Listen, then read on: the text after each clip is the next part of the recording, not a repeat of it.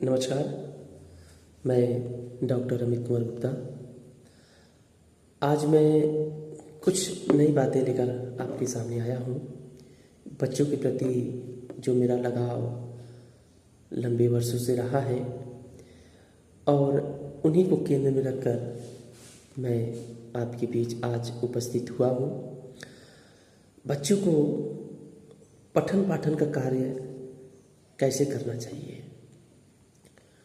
और कब उन्हें पढ़ना चाहिए, कब नहीं पढ़ना चाहिए, यह निर्भर करता है व्यक्ति के स्वभाव पर।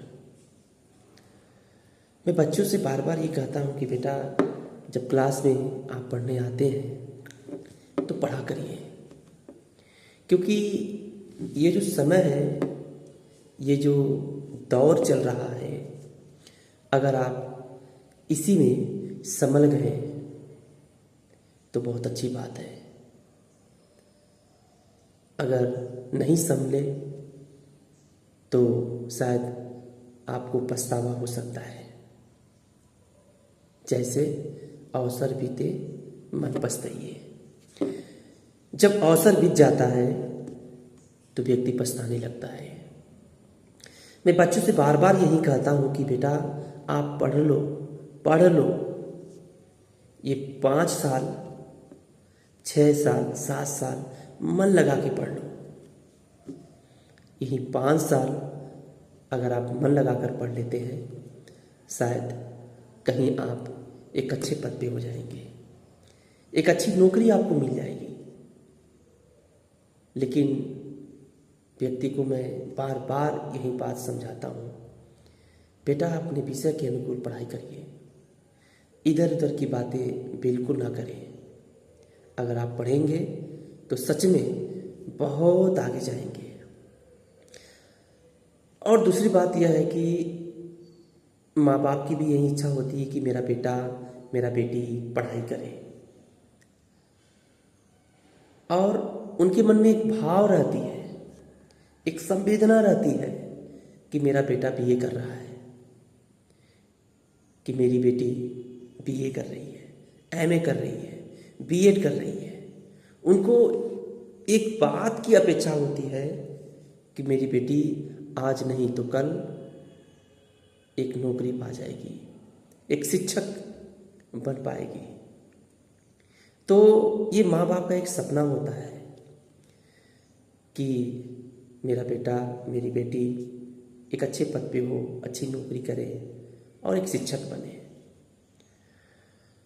ये सपना बार बार माता पिता के जेहन में रहती है, क्योंकि वे इस बात को जानते हैं कि जो समय मैंने नुकसान किया है, जो समय मैंने ध्यान नहीं दिया है, आज अगर हमारे बच्चे, आपके बच्चे अगर नहीं पढ़ते हैं तो शायद जो पिता कर रहा है वही पुत्र को भी करना पड़ जाएगा। लेकिन एक पिता की एक जिम्मेदारी होती है, एक पिता की ये सोच होती है कि जो मैं वर्क कर रहा हूँ वो मेरा लड़का न करे। ये ऐसी भाव एक गार्जियन के ऊपर लागू होती है, लेकिन वो कभी नहीं चाहते हैं कि जो मैं वर्क कर रहा हूँ वही वर्क मेरा लड़का करे या मेरी कोई लड़की करे। ऐसा तो कभी हो नहीं सकता है। लेकिन हर माँ बाप यही सोचते हैं कि हमारा लड़का एक अच्छे पद पे हो, एक अच्छी नौकरी करे, ताकि परिवार का, समाज का और रिश्तेदारों का भी एक सम्मान मिले कि आपका लड़का कहीं नौकरी कर रहा है। और उनके मन में यही रहता है कि अच्छे से रहे, अच्छी बातें करें और विषय के अनुकूल हट कर कोई बातें ना करें। ये भाव उनके अंदर हमेशा रहती है। और इसी उद्देश्य को केंद्र में रख करके एक पिता अपने बच्चों को पढ़ाता है, क्योंकि एक पिता जब अपने बच्चों को पढ़ाता है तो आने वाले दिनों में अच्छे अच्छे रास्ते पर जा सकता है। और मैं आज यहीं पर अपनी बात को विराम करता हूँ और इतना ज़रूर कहूँगा कि बेटा पढ़ ले, बेटा पढ़ ले, ये समय जो गुजर रहा है ये कभी आने वाला नहीं है। इसलिए किसी का भी व्यक्तित्व किसी कपड़े से पहचाना नहीं जा सकता है।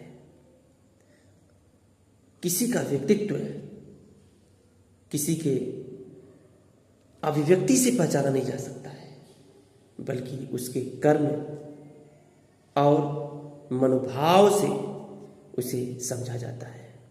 इसलिए व्यक्तित्व को प्रभावशाली बनाइए, व्यक्तित्व को आगे ले जाइए, यही आपका रास्ता तय करेगी। मैं आशा करूँगा कि आप मेरी बातों से ज़रूर लाभान्वित हुए होंगे और आने वाले दिनों में आप ज़रूर इस मार्ग पर चलेंगे। धन्यवाद।